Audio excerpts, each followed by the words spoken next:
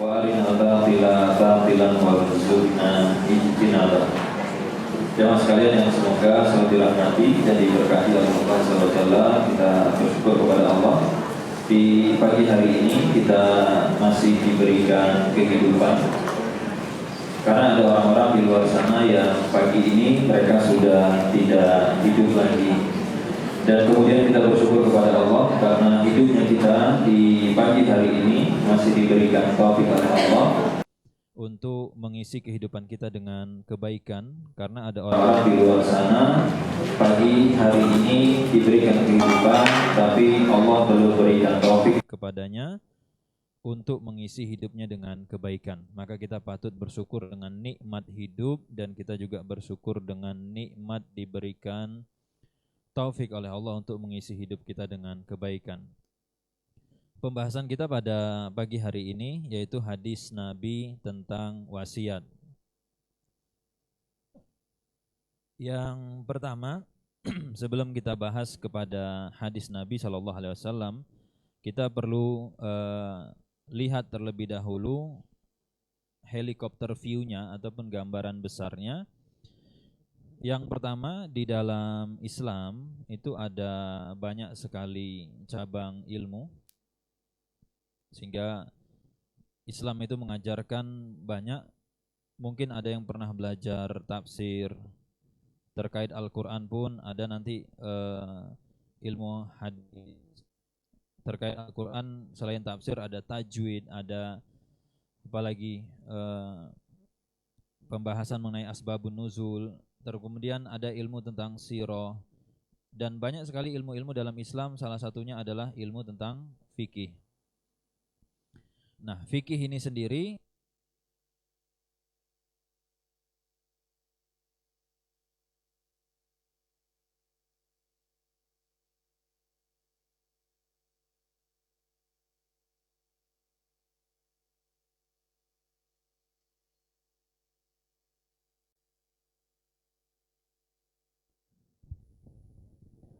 cek.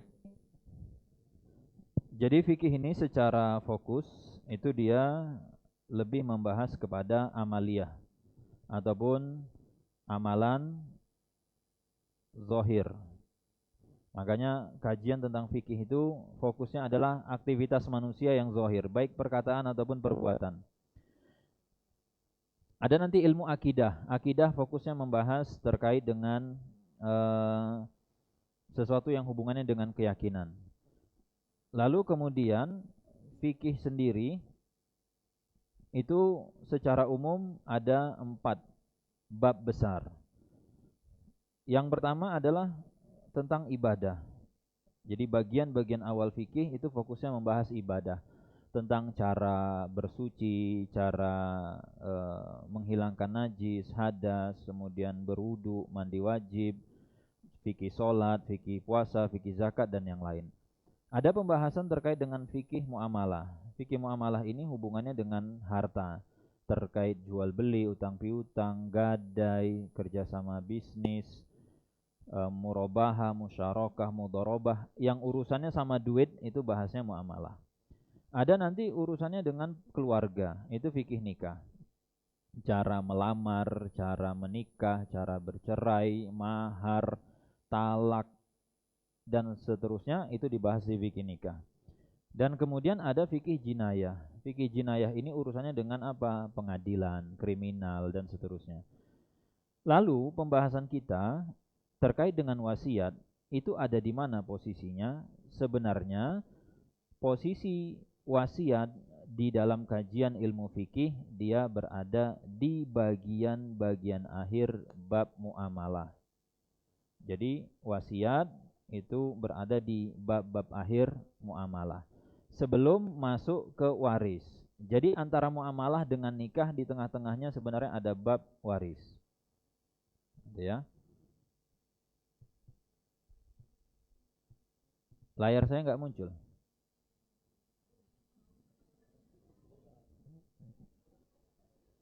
Tulisannya nggak bisa dibaca. Baik. Berarti bukan hanya dokter yang nggak jelas ya tulisannya. Baik. Habis muamalah nikah. Nikah. Ini nikah.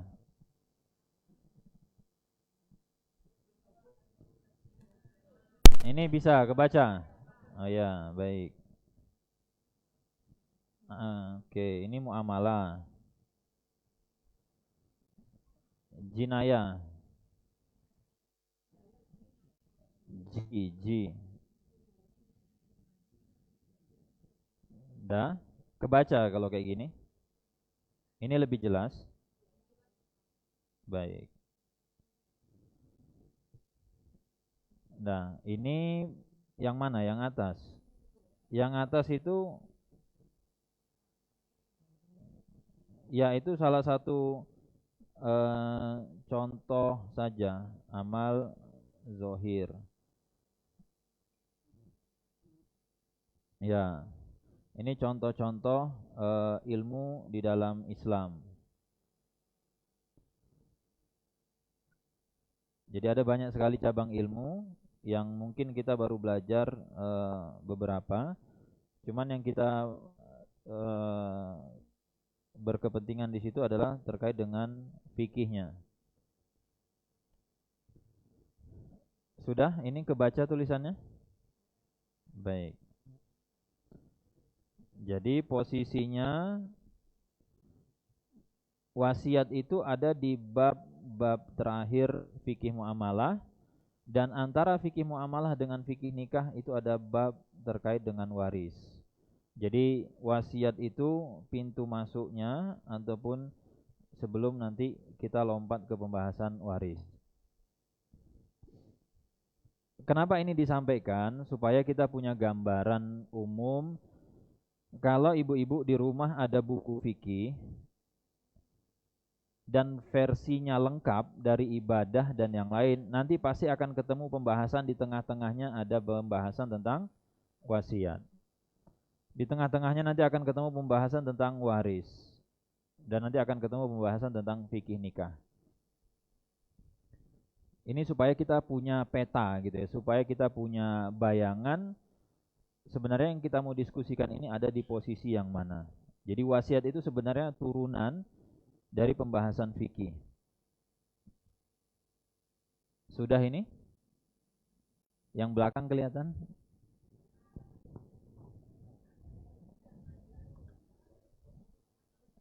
Ya, rejeki yang sebelah sini berarti. Atau dimiringkan gini?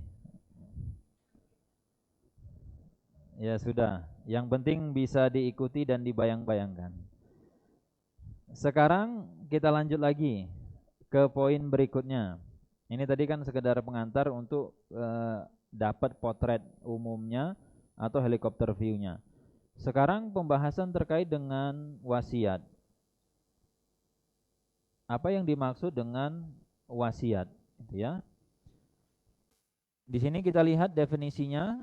Yang disebut dengan wasiat itu adalah tamlik. Tamlik itu artinya memindahkan kepemilikan. Cuman kapan berpindahnya kepemilikan itu ba'dal maut, setelah meninggal. Ini saya bacakan dulu, saya terjemahkan, nanti setelah itu saya pindah lagi ke coretan untuk diringkaskan, begitu ya. Jadi setelah orang meninggal baru berpindah kepemilikan. Dan itu sifatnya tabarruk. Tabarruk itu artinya gratisan.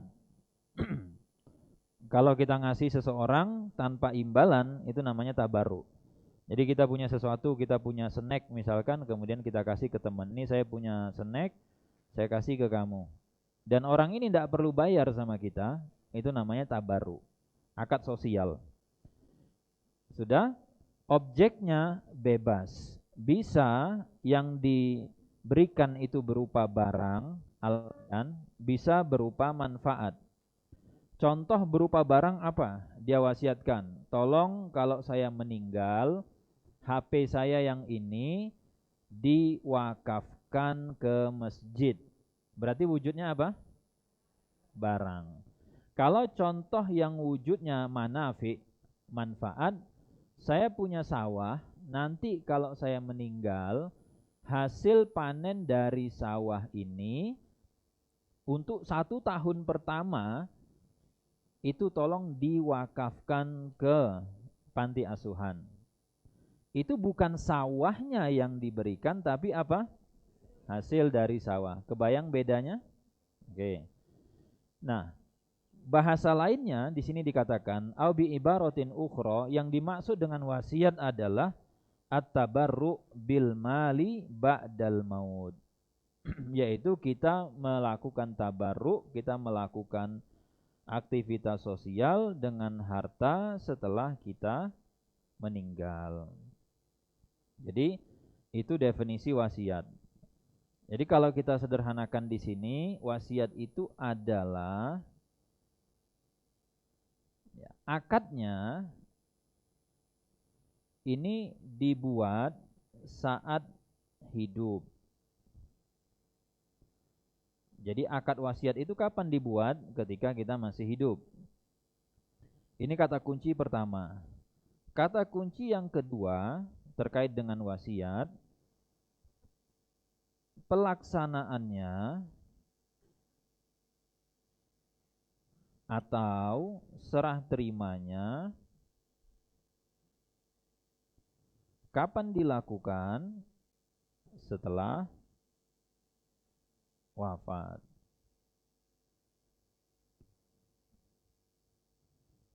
Ini dua kata kunci. Sehingga kalau kita buatkan semacam dua area seperti ini, yang tengah ini adalah kematian, maka posisi wasiat itu dia dibuat ketika orangnya masih hidup. Ini area sebelah kiri, ketika masih hidup dilakukanlah yang namanya akad. Lalu di mana dilaksanakan atau kapan dilaksanakan? Setelah meninggal. Jadi di sini baru terjadi namanya serah terima atau terjadi perpindahan kepemilikan. Ini dua teritori yang berbeda. Yang sebelah kiri ketika masih hidup, yang sebelah kanan setelah meninggal. Akad itu bisa dua. Bisa secara lisan, bisa secara tulisan.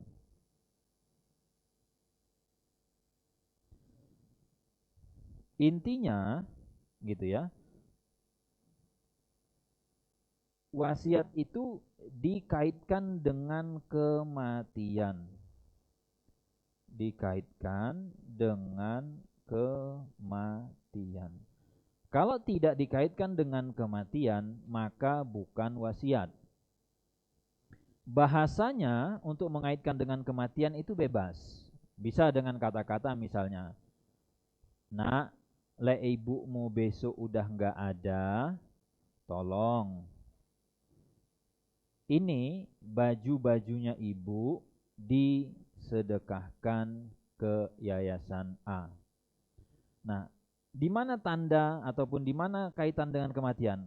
Bahasanya di situ kalau ibu sudah tidak ada, gitu kan? Atau tadi dibahasakan, nanti setelah saya meninggal, tolong yang ini diberikan ke sana. Intinya ada bunyi ataupun bahasa-bahasa yang mana ini dikaitkan dengan kematian, tidak dilepas tanpa kaitan dengan kematian. Kalau misalkan tidak ada bunyi-bunyi seperti itu, ini berarti bukan wasiat. Seperti misalkan kita bilang tuh ke teman, saya punya mikrofon, ini mau tak kasih ke jenengan. Sudah? Omongan kan? Nah, kita bilang ini mau saya kasih. Kemudian kita meninggal, mikrofon ini belum kita serahkan. Wasiat atau bukan? Bukan. Kan tidak ada bunyinya saya bilang kalau saya meninggal, mikrofon ini untuk jenengan tuh nggak ada. Bilangnya saya pengen ngasih mikrofon ini. Nggak jadi, belum selesai, terus ninggal. Ini wasiat atau bukan? Bukan. Dan banyak kasus di masyarakat kejadian seperti itu. Misalkan ada tetangganya bilang, nanti kalau tanah saya yang ini kena proyek pembebasan tol, kamu tak umrohkan. Sudah, ternyata benar, bebas tolnya kena. Tapi belum dibayar untuk umroh. Ninggal orangnya. Boleh nggak yang dapat janji datang ke keluarga nuntut? Ibumu itu ngomong ke saya, kalau tanah ini kena tol, saya akan diumrohkan. Boleh nggak dituntut? Nggak boleh. Kenapa nggak boleh dituntut? Karena itu bukan wasiat. Janji kalau ninggal gimana? Ya sudah, gugur. Tidak ada perpindahan akad, tidak ada perpindahan kepemilikan di situ. Sehingga nggak bisa dituntut. Sudah ya, ini tolong dibedakan antara wasiat dengan bukan wasiat supaya tidak salah paham. Sudah, sekarang tolong bedakan wasiat dengan hibah. Apa bedanya wasiat dengan hibah? Nah, kalau hibah, di sini hibah, akadnya itu saat hidup. Jadi dia sama tuh dengan wasiat. Akadnya saat masih hidup. Tidak ada perbedaan.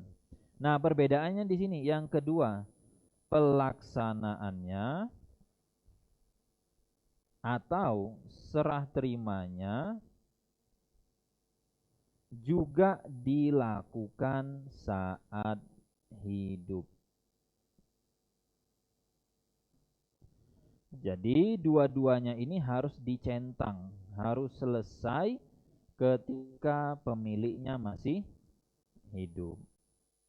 Bayang bedanya antara akad dengan hibah? Antara wasiat dengan hibah.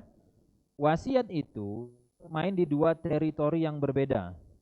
Teritori satu ketika masih hidup, dan teritori duanya itu pasca kematian.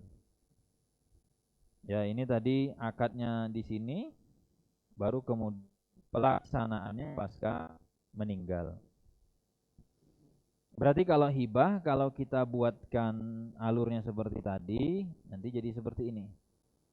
Kita bicaranya itu di area sebelah kiri, ketika pemiliknya masih hidup. Sehingga di sini harus dua-duanya dicentang. Satu terjadi akad, dan kemudian terjadi pelaksanaan ataupun serah terima. Sehingga bahasa lain daripada hibah itu adalah memindahkan kepemilikan saat masih hidup. Jadi harus berpindah kepemilikan itu kepada penerima di saat masih hidup. Hidupnya siapa? Hidupnya si pemberi hibah. Oke. Bisa dibedakan antara hibah dengan wasiat? Baik. Bagaimana jika yang terjadi saat seseorang itu hidup masih akad, belum serah terima? Jadi ketika orang ini hidup, yang dilakukan adalah baru akad, serah terimanya belum. Maka hibahnya tidak sah, tidak berlaku konsekuensi hibah, harta tadi menjadi waris. Saya ulang.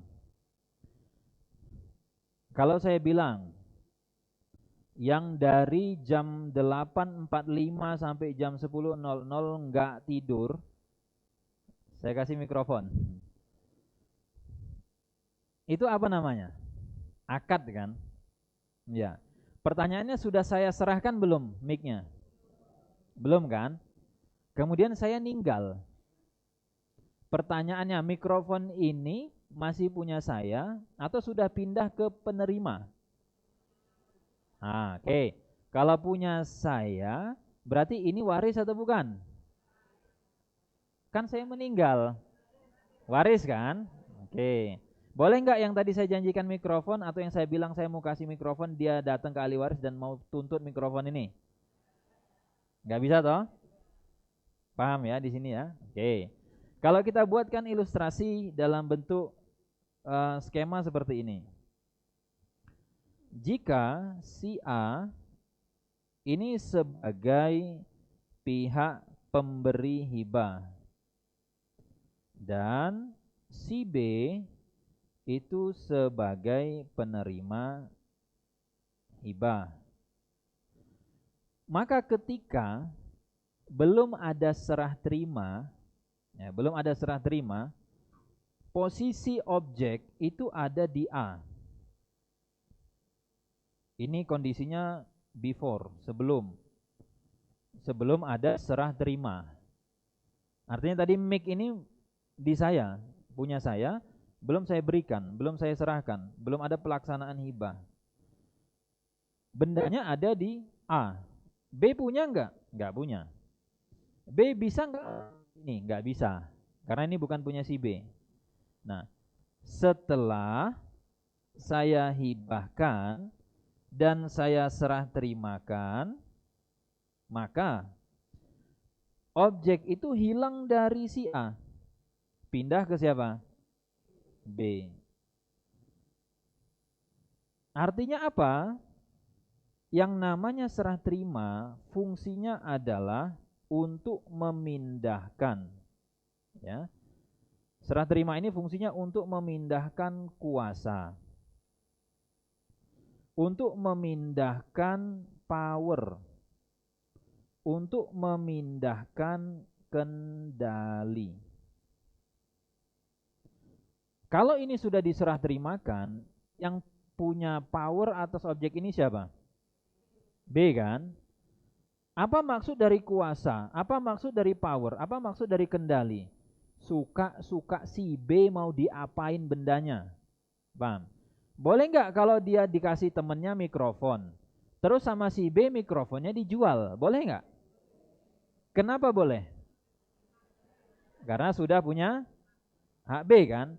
Boleh nggak sama si B diwakafin ke masjid JIH? Saya punya mic mau saya wakafin? Boleh. Boleh disewakan? Boleh. Dah. Sekarang, kalau posisinya belum serah terima, masih di sini saja, ini belum berpindah, maka ketika si A wafat, itu akan menjadi harta warisnya si A. Kenapa? Kalau di sini ada yang tahu istilah neraca? Ada yang pengusaha? Timbangan? Bukan timbangan untuk beli bawang sekilo 2 kilo, bukan. Tapi di dalam laporan keuangan itu ada namanya laporan neraca? Ada. Ya, walaupun bahasanya timbangan juga untuk menimbang bobot suatu entitas usaha, gitu kan. Ini usaha ini nilainya berapa, itu kita lihatnya di laporan neraca. Atau bahasa lainnya itu posisi keuangan. Sudah. Nah, kalau hibahnya selesai, maka objek hibah itu sudah hilang dari neracanya si A. Nggak ada dia di net asetnya, net worth-nya si A itu nggak ada. Dia pindah ke neracanya si B. Nah, itu kalau dalam kita ngedetect atau kita ngelihat dari sisi laporan keuangan. Kalau yang nggak tahu neraca itu apa, posisi keuangan itu apa, nggak usah dipikirkan, ya, nggak usah diambil pusing, lak mumet nanti. Fokus saja seperti mikrofon tadi pendekatannya. Oke. Sekarang saya kasih contoh. Ya, saya kasih contoh. Seorang ibu. Nah, karena di sini ibu ya. Seorang ibu. Ibu ini namanya si A. Dia punya sawah 3 peta. Dan anaknya juga ada 3. Sehingga mau dikasihkan ke masing-masing anak, ada anak 1, anak 2, anak 3. Ibu ini bilang, nih saya punya sawah nih 3 peta. ini tak kasihkan kalian ya. Nanti petak 1 anak pertama, petak 2 anak kedua, petak 3 anak ketiga. Tapi tidak boleh dijual. Pertanyaannya, itu hibah atau bukan? Atau yang dilakukan oleh ibu ini hanya omongan saja. Jadi ini cuman diomongkan saja. Sertifikatnya masih nama si ibu. Pertanyaannya, sah nggak hibahnya? Sah? Kenapa nggak sah? Karena tidak terjadi serah terima. Kalau tidak terjadi serah terima, maka cacat syarat hibahnya. Si penerima tidak punya kuasa untuk apa? Otak-atik. Ya. Kalau itu sawahnya sudah dikasih ke anaknya, harusnya boleh nggak si anak jual sawah itu? Lawong sawah saya kok. Iya toh? Punya saya, terserah saya dong. Misalkan saya nggak mau nih nanam padi, saya pengen jual sawah ini, nanti tak ganti, tak tukerin jadi misalkan gerobak cendol. Karena saya senengnya itu kuliner. Loh, jangan sepele Bu dengan bisnis cendol Bu ya. Nah, sudah. Atau itu contoh satu. Jadi kalau posisi kita sebagai orang tua mau ngasih hibah ke anak, pastikan sudah dibalik namakan ke anak jika itu asetnya tidak bergerak. Atau misalkan contoh hibah yang lain. Suami bilang kepada istrinya, kata suami, apa biasa manggil istri? Dek ya gitu, atau apa? Yang itu kan. Ini rumah, sawah, kos-kosan, kontrakan, itu semuanya punya kamu. Masmu ini tidak ada apa-apa, kata dia. Ibu-ibu kalau suaminya ngomong gitu, ajak ke notaris. Iya, serius ya. Ajak suaminya ke notaris. Oh, mas baik sekali gitu kan. Ayo besok kita ke notaris. Balik nama. Bilang sama suaminya, ngapain harus ke notaris, kata suaminya. Supaya saya bisa jual. Gitu kan? Supaya saya bisa, kalau besok ini mau tak tuker jadi emas, bisa. Kenapa? Lah kan punya saya rumahnya. Besok rumah ini kan punya saya, mau tak kontrakin ini. Lah terus kita tinggal di mana? Ya kamu nyewa sama saya, bilang. Nah, boleh nggak istri nyewakan rumah ke suami? Boleh. Jadi suami itu kewajibannya kan ngasih nafkah. Tidak harus punya rumah sendiri. Boleh nggak ngontrak? Boleh. Kata istrinya, mas daripada kamu ngontrak rumah orang, mending nafkah kamu ke saya, kontrak rumah saya. Nah, ya kan? Bayar ke saya bulanan. Jadi akhirnya ini aset saya produktif. Boleh seperti itu. Nah, jangan hanya omongan gitu ya. Karena tidak ada konsekuensi. Istri mau jual nggak bisa. Jadi hati-hati kalau suaminya suka gombal gitu ya. Artinya ya semua harta saya ini punya kamu yang, katanya. Iya, ayo kita ke notaris gitu kan ya. Sudah. Paham bedanya wasiat dengan hibah? Oke. Nah, nanti apa hubungannya ini dengan waris gitu ya? Hubungannya dengan waris yang pertama,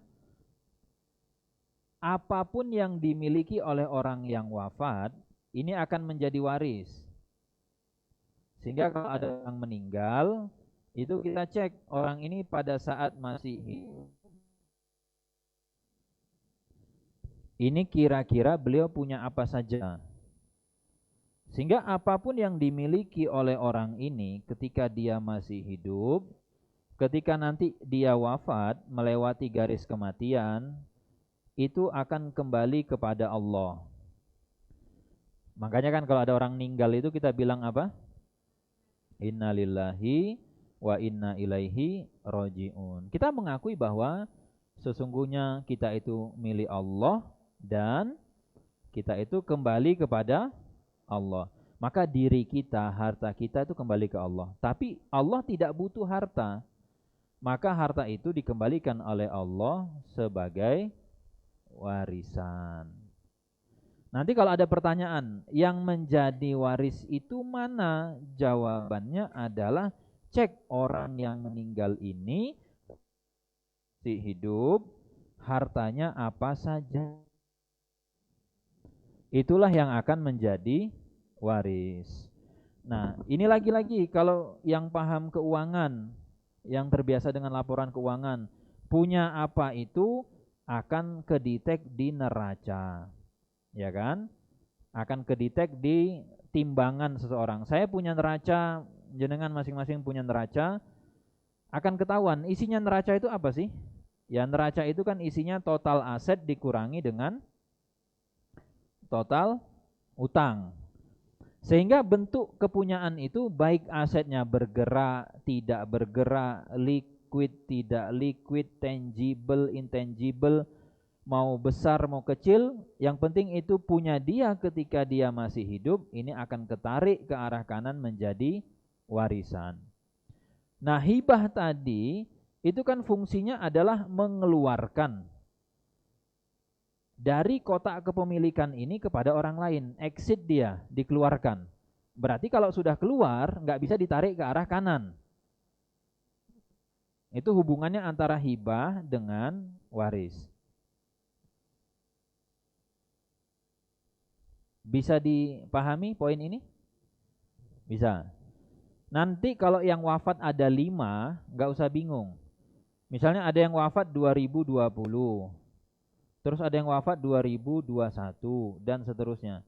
Yang menjadi waris mana? Cek si 2020 waktu hidup punya apa. Berarti kita ketika membahas kasus waris yang wafat 2020, cek si 2020 waktu hidup punya apa. Ketika kita membahas waris tahun 2021, cek orang yang wafat di 2021 ini ketika hidup punya apa. Sehingga nanti kalau ditanya misalkan, gelas ini waris atau bukan? Jawabannya waris. Jadi ibu-ibu yang punya perkakas di rumah, kalau itu punya jenengan, wafat itu waris. Kenapa? Gelas ini harta kan? Harta. Jadi waris. Piring, waris atau bukan? Waris. Jadi apapun yang dimiliki, mau besar mau kecil, walaupun biasanya orang tidak begitu peduli dengan barang-barang yang seperti ini. Ya. Tutup gelas waris atau bukan? Ya, harta waris, gitu kan. Nah, ini hubungannya antara waris dengan hibah. Sekarang hubungannya waris dengan wasiat. Apa hubungannya waris dengan wasiat? Hubungannya seperti ini. Ketika seseorang wafat, maka yang kita selesaikan pertama itu urusan jenazah. Jadi biaya pemakaman, gali kuburnya, ambulannya, kalau ada tagihan rumah sakitnya dibayarkan. Selesai, cek utangnya. Jadi yang wafat punya utang enggak? Kalau ada, bayarkan. Baru pos yang ketiga itu namanya pos wasiat. Nah, ini yang ketiga. Waris itu baru bisa kita garap, kita bahas setelah 3 pos wajib itu dilaksanakan atau diselesaikan. Nah, kalau tidak ada wasiat bagaimana? Ya sudah, di skip aja, dilewati. Nah, jadi urutannya seperti itu. Wasiat itu didahulukan sebelum waris. Makanya wasiat tidak boleh ditujukan untuk ahli waris. Karena orang-orang yang menjadi ahli waris udah ada jatahnya di pos 4. Dia tidak boleh muncul di pos 3. Pos 3 ini untuk orang-orang yang tidak ada di pos 4. Sehingga kalau misalkan ada ayah bilang, besok lek saya wafat, rumah ini kasihkan ke anak yang bungsu. Tidak berlaku wasiatnya. batal demi hukum karena itu melanggar syariat. Terus gimana? Dibagilah sesuai dengan aturan waris. Karena anak bungsu itu ahli waris atau bukan? Ahli waris. Berarti harusnya dia muncul di pos 4, nggak boleh dia muncul di pos 3. Baru nanti ada namanya tahap lagi terakhir. Ini sifatnya sudah perorangan masing-masing. Namanya adalah hadiah, hibah, atau sedekah. Nah, ini sudah pakai jatah masing-masing karena sifatnya yang ini tidak wajib. Sehingga kalau ada orang misalkan, boleh nggak saya mau sedekah untuk ibu saya, untuk bapak saya sudah wafat, boleh. Tapi pakai jatah warisnya sendiri. Jangan paksa ahli waris lain untuk sedekah ataupun memberi hadiah. Jadi nggak boleh dari titik nol. Ini kan ketika ada yang wafat nih titik nol nih. Tidak boleh di bypass langsung lompat ke poin 5 ini, tidak boleh. Seperti apa bentuknya? Bentuknya misalkan ketika ada yang meninggal, biasanya yang paling tua ataupun biasa yang merasa punya kuasa di keluarga, dia bilang, udahlah tidak usah bagi-bagi waris, semua harta bapak kita sedekahkan. Tidak boleh. Atau misalkan tidak usahlah kita bagi-bagi waris, semua harta ibu pokoknya nggak ada yang ngambil, semua kita wakafin. Tidak boleh. Kalau kamu mau wakaf, pakai jatah warismu. Kamu mau sedekah, gunakan hakmu. Ahli waris yang lain tidak mau sedekah, dia tidak berdosa. Itu. Makanya ini harus dipahami hubungan antara wasiat dengan waris, kira-kira seperti itu. Baik, masih ada waktu sekitar 38 menit toh sampai jam 10. Ya, saya berikan kesempatan untuk diskusi dan tanya jawab. Kalau tidak ada yang bertanya, kita pulang. Saya senang walau pulang cepat, senang saya. Oh, alhamdulillah gitu kan, pulang cepat. Gitu. Karena saya mau tambah materi, ini kayaknya kita jelasin definisi dan posisi wasiat ini sudah memakan waktu yang cukup lumayan gitu ya. Jadi mau kasih satu hadis sesuai judul. Hah? Oh, langsung main tanya. Sudah kalau ada yang mau bertanya. Mic-nya mungkin ada yang bantu mengedarkan mic-nya. Ada mic lain nggak selain yang ini? Ada? Monggo. Keras? Oh iya, enggak apa-apa, silakan. Waalaikumsalam.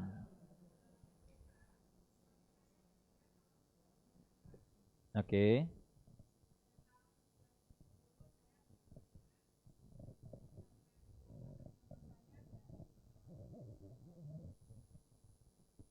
Suami meninggal kapan, Bu, tadi? 2000 berapa? Coba cek soundnya.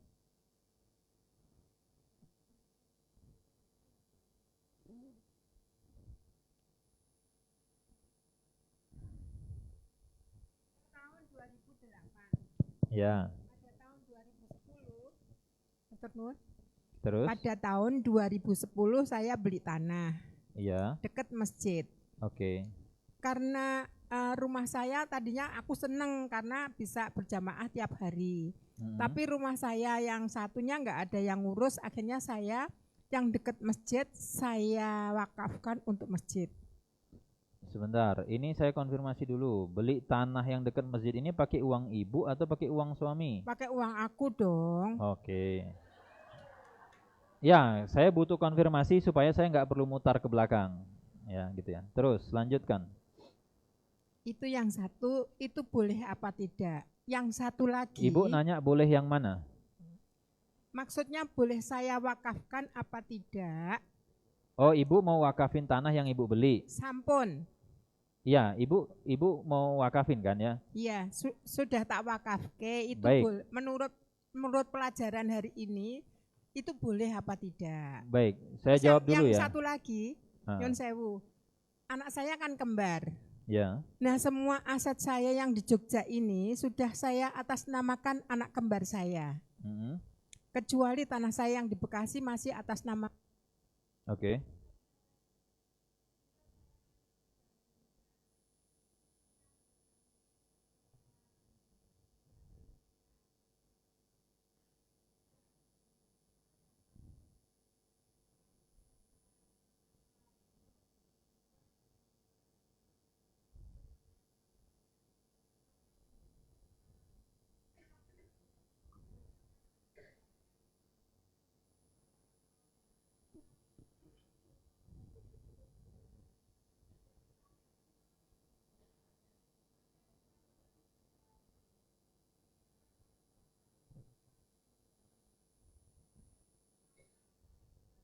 Baik. Yang pertama sudah ya Bu ya. Boleh nggak mewakafkan harta yang kita punya? Boleh. Jadi wakaf itu yang penting objeknya kita miliki, kemudian mau kita wakafkan kemana terserah. Dan kalau asetnya tidak bergerak, berarti ini harusnya diproses di KUA toh. Ada akta ikrar wakafnya, lalu dilanjutkan ke BPN gitu ya. Boleh? Jawabannya boleh.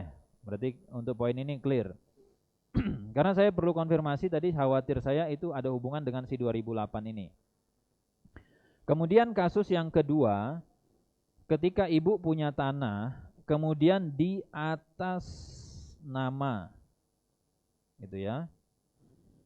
Atas nama itu tidak serta-merta, tidak otomatis pindah milik.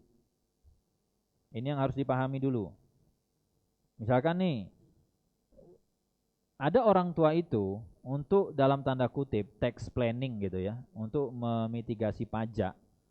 Beli mobil pertama kasih pinjam nama anaknya, mobil kedua, ya toh gitu nggak? Ada yang mobilnya lebih dari satu namanya nggak nama sendiri? Ya, biar nggak kena progresif kan ya. Pertanyaannya, mobilnya punya siapa? Ya punya saya, bukan punya si yang punya nama. Ada nggak di sini yang beli aset pinjam nama tetangga? Ada? Ada yang beli aset pinjam nama karyawan? Ada? Kalau saya tanya, asetnya punya karyawan atau punya kita? Yakin ibu punya karyawan? Ibu punya karyawan enggak? Besok gini, ibu beli tanah kasih nama saya. Yang mengatakan bahwa kalau dia beli aset, kemudian pinjam nama tetangga, pinjam nama keluarga, maka aset itu secara hukum Islam menjadi milik yang punya nama, tolong pakai nama saya banyak-banyak. Nanti saya bantu KTP saya, tanda tangan siap saya, KTP saya Bantul, bangun tabung. Siap saya. Dah? Jadi ingat, secara hukum Islam, pinjam nama, atas nama itu tidak otomatis pindah milik. Dan ibu sendiri tadi mengakui bahwa anak ibu itu nggak bisa jual sekarang. Paham kan? Nah, itu artinya cengkeramannya itu bukan di mereka. Yang namanya hibah itu kalau ini saya kasih, ini gelas untuk kamu, fungsinya memindahkan kepemilikan itu, saya tidak cengkram benda ini. Paham ya? Ketika serah terima itu lepas cengkeraman saya, tidak ada kendali saya di situ. Cengkeraman ini pindah ke penerima, suka kamu, terserah kamu, mau kamu jual urusan kamu. Nah itu. Jadi kalau tadi dibilang, apakah itu sudah pindah milik? Belum. Berarti nanti status tanah itu akan menjadi waris. Nah, ketika ibu meninggal akan berlaku aturan waris. Jadi kalau ibu beneran mau hibah, bilang, ini sertifikatnya, besok pagi kalian mau jual, silakan jual. Tanah punya kalian, urusan kalian. Ini saya lepas sudah. Nah, jadi tolong kalau mau ngasih jangan setengah-setengah. Kalau nggak mau ngasih, pertegas, ini bukan punya kalian. Saya cuma pinjam saja nama kalian. Nah, sama kan kalau misalkan ada yang beli tanah di Kulon Progo, butuh KTP orang Kulon Progo misalkan. Ya enggak? Nah, kira-kira KTP siapa kita pinjam di sana? Ada yang punya mungkin keluarga di sana, ada yang punya sepupu di Kulon Progo, pinjem.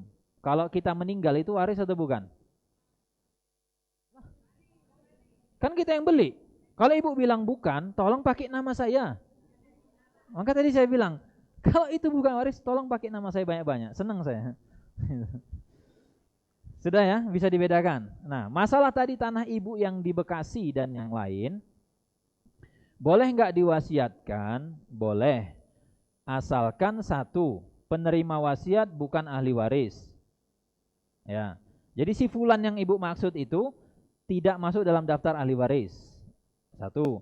Yang kedua, hartanya tidak melebihi sepertiga. Jadi kalau misalkan tanah yang mau ibu wasiatkan itu nilainya 1 M, dan harta ibu lebih dari 3 M itu enggak apa-apa. Karena 1 M ini sama dengan sepertiga.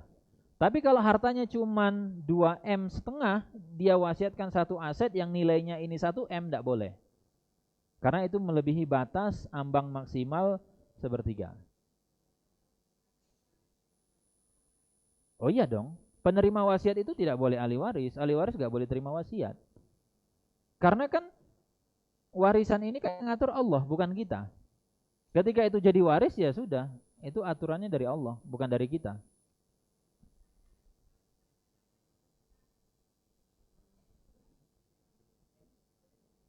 Oh boleh, masjid kan bukan ahli waris.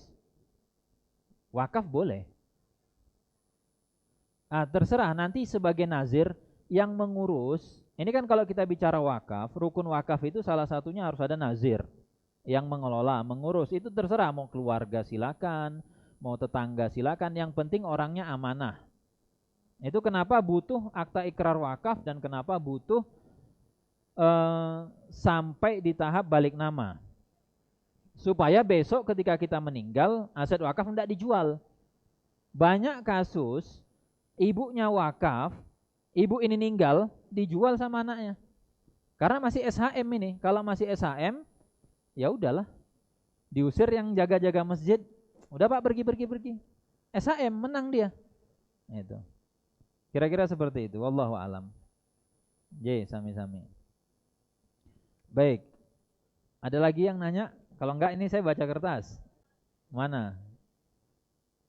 Ini yang ngatur siapa nih? Yang panitia mana panitia? Tadi sisi kanan nih, sisi belakang tuh yang pegang mic. Silakan. Bu, amankan mic Bu ya, tolong Bu ya. Yang mau nanya cari mic-nya. Nanti sisi kiri nih, kiri atau belakang. Silakan dulu yang pegang mic. Assalamualaikum warahmatullahi wabarakatuh. Waalaikumsalam. Ustadz tadi, jadi menurut penjelasan Ustadz tadi wasiat itu tidak termasuk ahli waris ya Ustadz? Tidak diperuntukkan. Untuk ahli waris ya. Ya. Nah terus kalau misalnya kita berarti di luar ahli waris, berarti itu termasuk saudarakah Ustadz atau orang di luar garis keturunan? Oh, oke. Itu yang saya tanyakan. Kemudian bagaimana kita ada hak waris, tapi kita menyaksikan, maksudnya gini loh Ustadz, ketika kita sudah tidak ada anak misalnya bermasalah tentang ahli waris atau bertengkar dengan perebutan harta itu, mungkin kita ke notarisian itu juga tidak bisa ya Ustadz. Itu yang saya tanyakan. Ke notaris ngapain Bu? Itu membagi gitu loh Ustadz. Ibu yang menetapkan. Kalau menetapkan misalnya ini untuk anak nomor 1, ini untuk anak nomor 2, itu bisa nggak Ustadz? Matunun itu pertanyaan saya. Assalamualaikum warahmatullahi wabarakatuh. Waalaikumsalam warahmatullahi. Yang pertama tadi, apakah jadi begini, selain ahli waris itu, orang-orang yang hidup di sekitar mayit ketika seseorang meninggal, itu namanya ada ahli waris. Ya. Ahli waris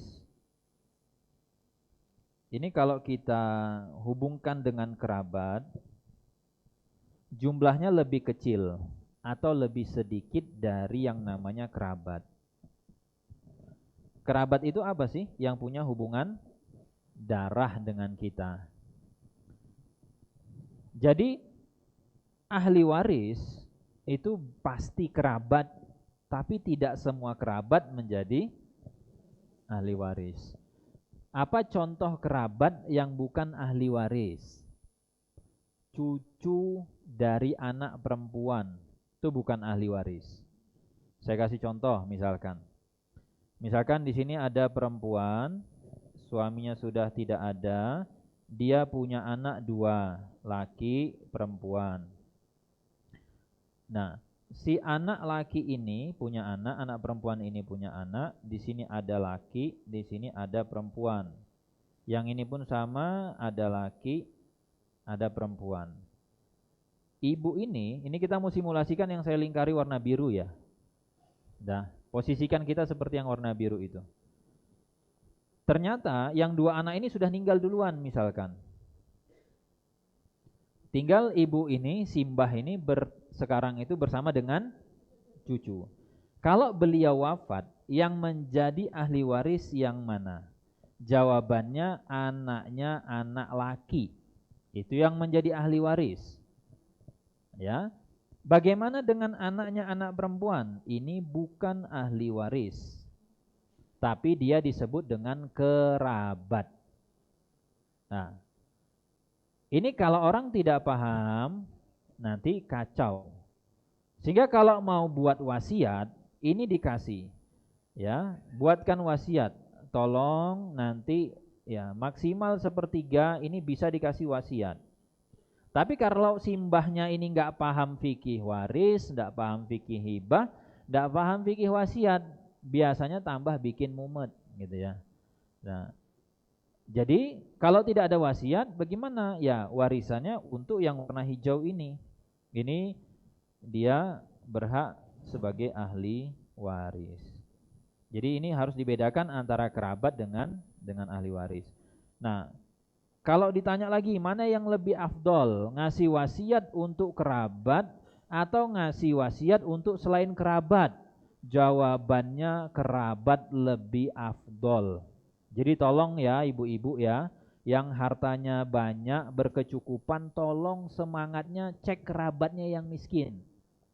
Nah, jangan sibuk ngurusi ngopeni yang selain kerabat, jor-joran. Nengok kerabatnya ada sepupunya susah, ya kan, kemudian nanti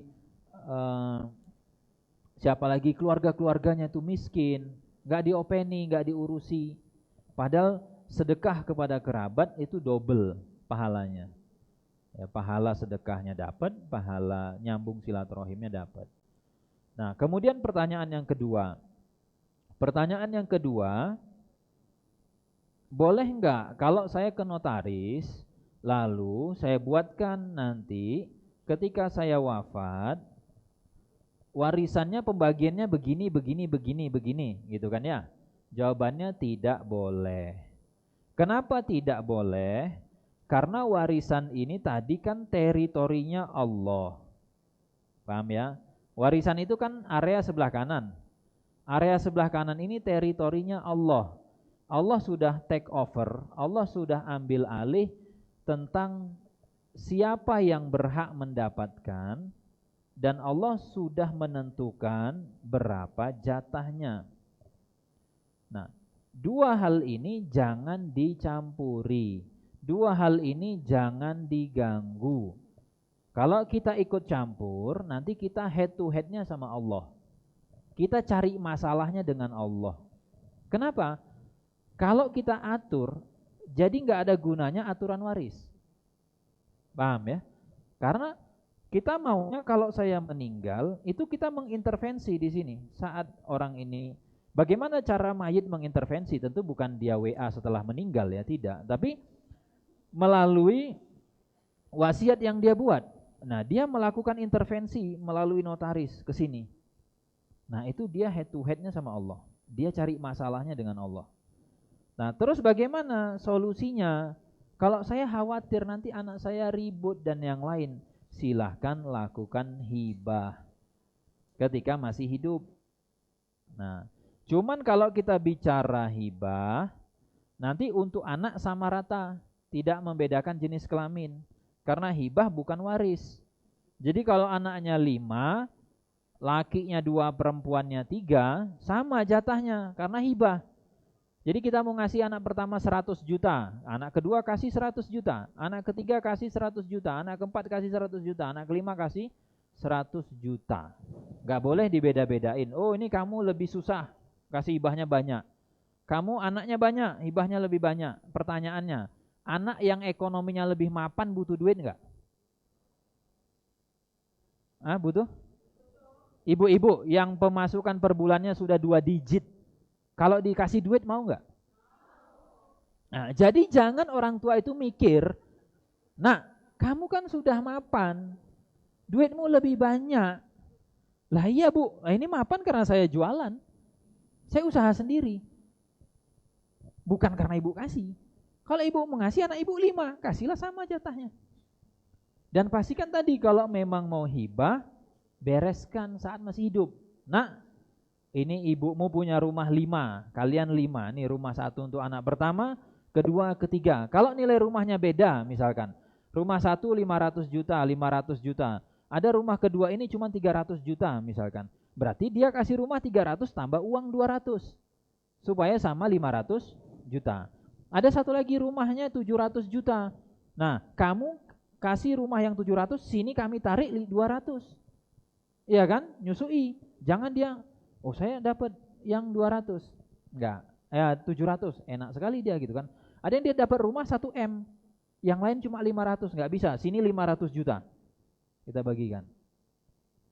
Jadi jangan sampai orang tua itu jadi penyebab kekisruhan di kalangan anak-anak.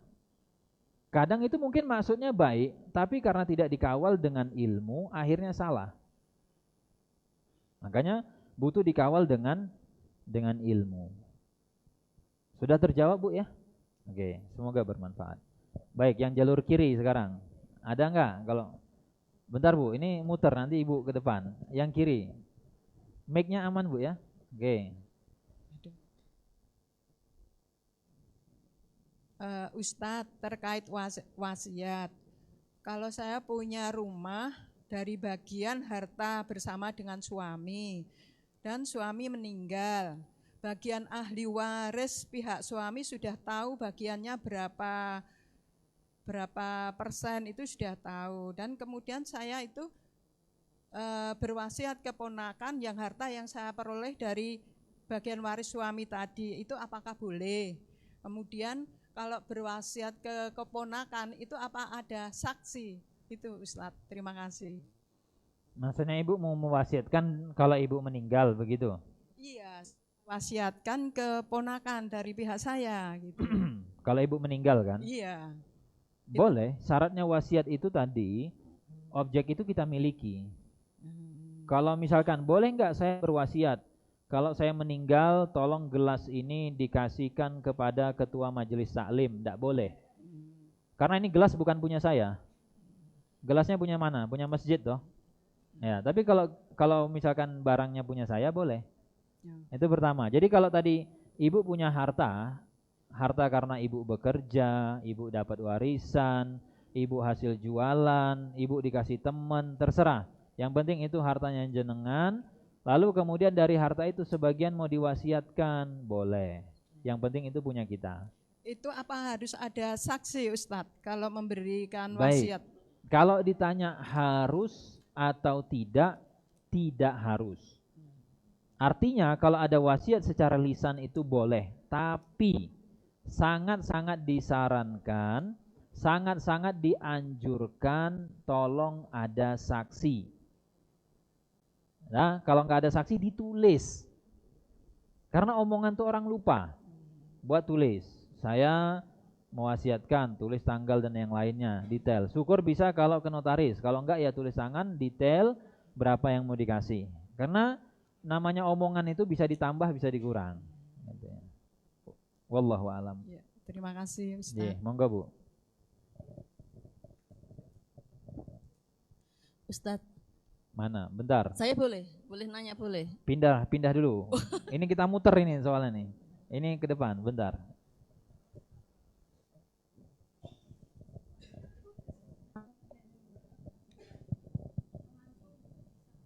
Oh bisa. Menantu boleh dikasih wasiat. Oh iya. Terus Karena kalau menantu misalnya- bukan ahli waris. Iya, kalau misalnya lisan dan apa tidak ada saksi, menantu itu mengaku-ngaku bahasanya dapat wasiat itu gimana? Nah, kalau ngaku-ngaku ya nggak boleh. Enggak, kan nggak ada yang tahu, nggak ada Oke. yang tahu. Jadi yang pertama, kalau misalkan ada orang mengklaim ibu mertua saya itu berwasiat bahwa mobil ini untuk saya. Dah. Mana saksinya? Enggak ada saksinya. Mana tulisannya? Enggak ada tulisannya karena waktu itu ibu mertua ngomong gitu ketika sedang sakit dan saya jenguk di rumah sakit. Misalkan gitu ya. Nah, kaidah pertama, ucapan seorang muslim itu jujur. Jadi defaultnya nih kalau ada orang Islam, dia ngomong A, B, itu ucapannya jujur. Berarti kalau menantu tadi misalkan dia bilang ibu mertua ada wasiat, maka ucapan dia kita terima. Walaupun tidak ada saksi, tidak ada bukti. Karena defaultnya seorang muslim itu jujur. Lah terus dia bohong piye? Ya besok di akhirat dia balikin lah. Kan gak ada ceritanya ngambil gratis toh. Ya sekarang oke, kamu bisa ngapusi. Yang lain tidak bisa membuktikan kalau kamu bohong. Gitu. Nah makanya diingatkan orang-orang yang buat wasiat palsu dan yang lain. Di akhirat dia harus kembalikan. Gitu ya. Baik, ini yang dari kertas dulu ya. Ini di kertas ditulis saat ayah sakit, dia berpesan, besok kalau saya meninggal tolong dijaga dan diurus sawahnya, jangan dijual. Dan untuk rumah silahkan jual, kalian saudara bagi rata. Tapi sebelum diserahkan, ayah sudah meninggal. Hukumnya seperti apa dan harus apa? Yang pertama, pesan jangan dijual tidak berlaku. Ya, jadi ketika ada ayah atau ibu bilang, ini besok jangan dijual. Kalau itu bukan wakaf, itu tidak berlaku. Ya, kenapa? Karena orang itu bisa ngatur, bisa ngotak-atik, cengkeraman dia itu ada, dia sebagai pemilik hanya di sini, di area sebelah kiri ini. Ketika dia masih hidup, iya, dia punya cengkeraman, punya power mengotak-atik. Nggak boleh ini dijual, boleh, dia ngomong begitu. Tapi begitu melewati garis kematian, dia sudah tidak lagi bersatu sebagai pemilik. Paham ya?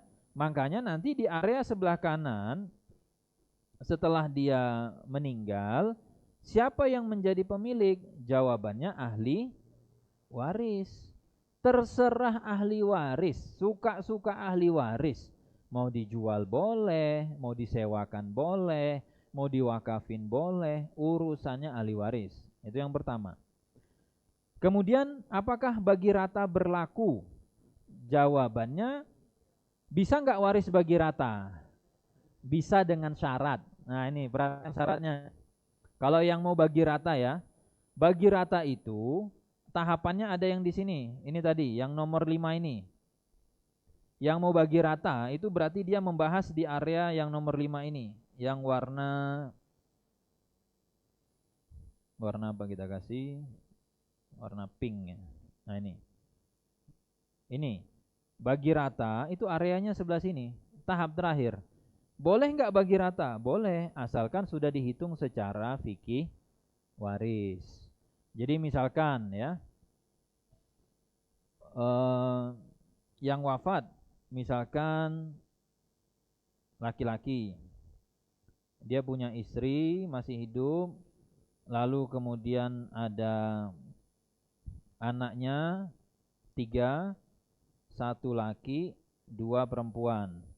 Jadi kalau mau lakukan bagi rata, itu tidak boleh misalkan si laki-laki yang wafat ini hartanya 10 M. Boleh langsung di bypass bagi 4? Nggak boleh.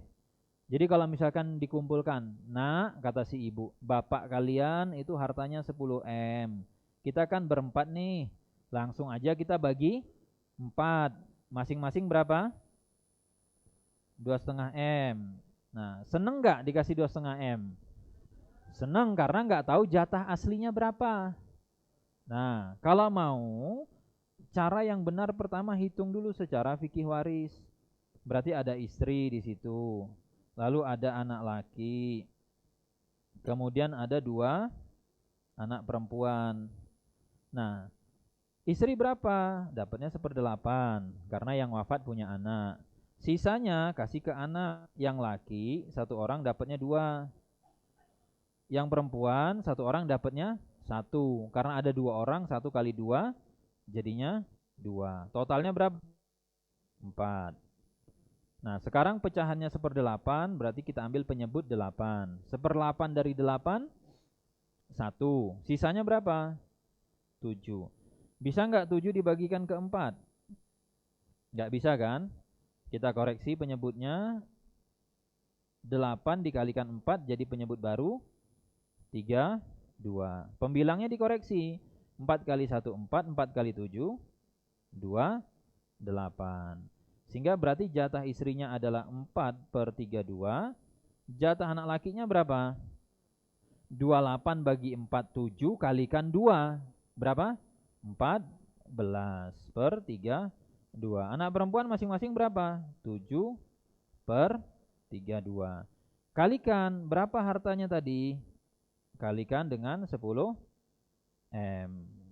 Kali dengan 10 M. Berarti jadi berapa tuh bagiannya masing-masing? Kira-kira bagian aslinya berapa? 4 bagi 32 kalikan dengan 10 M. Berarti kasih tahu Bu, jenengan dapatnya 1.250.000.000 nggih. Kasih tahu ke si laki-lakinya, Pak, Bapak ini dapatnya 14/32 dari 10 M, dapatnya 4.375.000.000.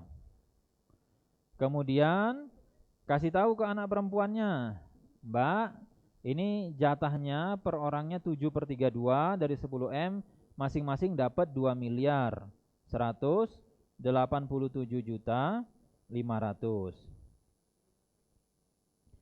Nah, berarti kalau mau menuju ke 2,5 M, ini ditambahin berapa si istri ini? Ditambahin berapa? Ditambah 1.250.000.000, begitu kan? Nah, yang perempuan ini ditambahi berapa tuh?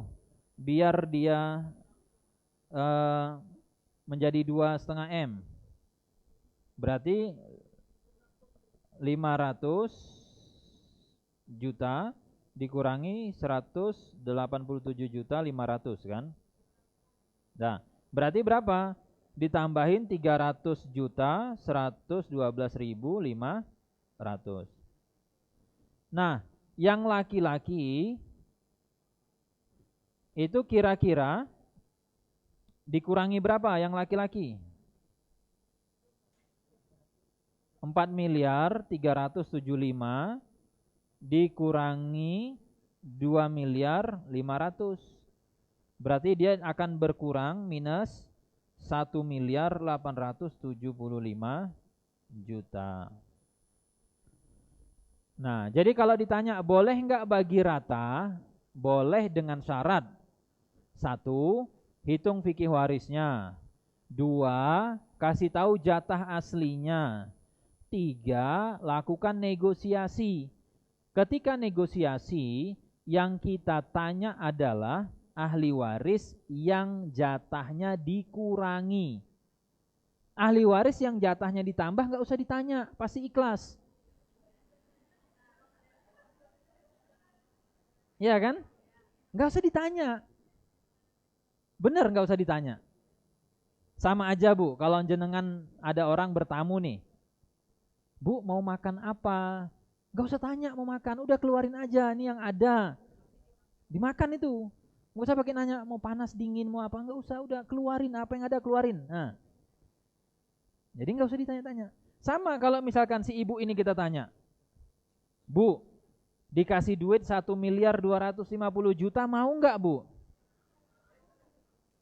Aduh, saya sudah pensiun, kayaknya hidup saya nggak lama lagi, saya nggak butuh lagi harta 1 miliar itu gitu kan. Ada yang begitu. Kasih ditanya yang perempuan, Mbak ditambahin atau dikasih duit 300 juta mau enggak? Enggak lah, enggak mau saya. Udah banyak duit saya kata dia. Nah, tanya sama yang laki-laki. Nah, Pak, lek duitnya jatah warisnya dikurangi 1,875 M, kira-kira gimana Pak? Sakit kepalanya.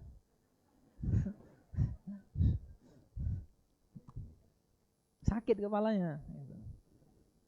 Nah itu, jadi nggak boleh langsung di bypass, gitu ya. Ini pertanyaannya.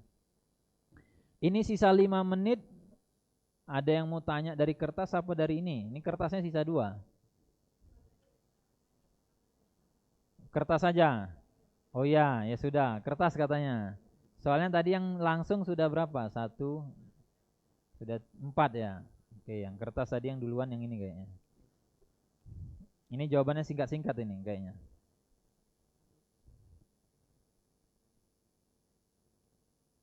Ayah ibu meninggalkan 4 anak laki, 3 perempuan. Warisannya 1 rumah. Ini kayaknya nggak bisa 5 menit ini Bu pertanyaannya. Tapi saya coba ikhtiar ya. Di sini tadi katanya ada suami istri. Kemudian anaknya 7. 1, 2, 3, 4, 5, 6, 7. Lakinya 4. Ini kalau dilihat-lihat ya, saya nggak tahu nih. Kira-kira kasusnya bakal complicated atau bisa dijawab dengan iya atau tidak gitu ya. Ayahnya meninggal tahun 2014. 2014. Harta rumah sudah dibagi waris sesuai hukum Islam, tapi rumah belum dijual, hanya bentuk tulisan.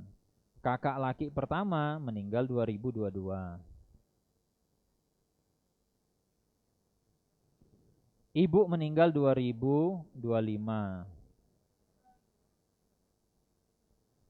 Pertanyaannya, bagian ibu 1/8 dari almarhum ayah dibagikan. Apakah kakak laki-laki yang meninggal lebih dahulu? Oh oke. Pertanyaannya cuma itu ya. Alhamdulillah, pendek berarti. Jadi kalau ditanya, untuk kasus waris di mayit, ini kan mayit pertama ya. Ini kasus waris pertama. Ini kasus waris kedua. Ini kasus waris ketiga. Nah, pertanyaan beliau tadi cuma nanya kasus waris 2025. Saat 2025 ini yang menjadi ahli waris siapa? Yang menjadi ahli waris hanya yang hidup di 2025. Yang ini saja. Yang hijau itu. Bagaimana dengan si 2022 yang dia sudah meninggal, tidak ada dia di 2025? Ya bukan ahli waris. Bagaimana jika dia sudah punya anak? Misalkan di sini tadi ya, ada anaknya misalkan ini yang 2022. Ada anaknya. Nah, di sini misalnya dia ada anak nih. Apakah anak ini dapat waris di tahun 2025? Jawabannya tidak. Nah, apakah si cucu ini dapat waris dari mbahnya yang putri itu 2025? Tidak. Kenapa tidak? Karena terhalang dengan keberadaan anak laki. Di sini kan ada anak laki nih, bahkan 3 lagi yang hidup. Jadi anaknya anak laki, ini kan bahasanya anaknya anak laki namanya kan. Anaknya anak laki itu tidak bisa mendapatkan waris ketika yang wafat masih punya anak laki. Jadi di kasus 2025 ini tuh masih ada anak lakinya. Iya kan? Oke. Maka ini nggak bisa. Nah, kecuali simbahnya ini ngasih wasiat. Kalau simbahnya waktu masih hidup ngasih wasiat boleh. Nanti tolong sekian ratus juta kasih ke cucu saya, itu boleh. Atau misalkan si om-omnya, ini kan om sama tante ini kan. Nah, mau ngasih, boleh. Tapi itu bukan waris, hadiah. Itu perbedaannya. Ya. Baik, mungkin itu yang bisa kita bahas di kesempatan ini. Nampaknya sudah mulai tidak kondusif ya. Kondisinya sudah ya saya paham, sudah jam 10 gitu ya. Kode-kode alam itu sudah menunjukkan itu. Baik, mari kita sama-sama berdoa kepada Allah Azza wa Jalla. A'udzubillahi minasyaitonirrajim. Bismillahirrahmanirrahim. Alhamdulillahirabbil alamin wassalatu wassalamu ala nabiyyina Muhammadin wa ala alihi wa sahbihi ajmain. Allahumma kfina bihalalika an haramik wa aghnina bi fadlika amman siwak. Ya Allah, jadikanlah kami sebagai hamba-Mu yang merasa cukup dengan pemberian-Mu yang halal, agar kami tidak tergoda ya Allah dengan harta-harta yang Engkau haramkan. Allahumma aslih lana dinana alladhi huwa ismatu amrina. Ya Allah, tolong perbaiki urusan agama kami, karena agama menjadi pokok kebaikan dari setiap urusan kami. Allahumma aslih lana akhiratana allati ilaiha ma'aduna. Ya Allah, tolong perbaikilah urusan akhirat kami, karena kami semua akan kembali kepadamu ke akhirat kelak.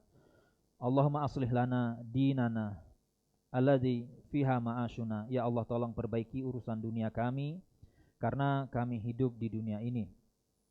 Waj'alil hayata ziyadatalana fi kulli khair. Ya Allah, jadikanlah hidup kami, sisa umur kami sebagai penambah kebaikan untuk kami.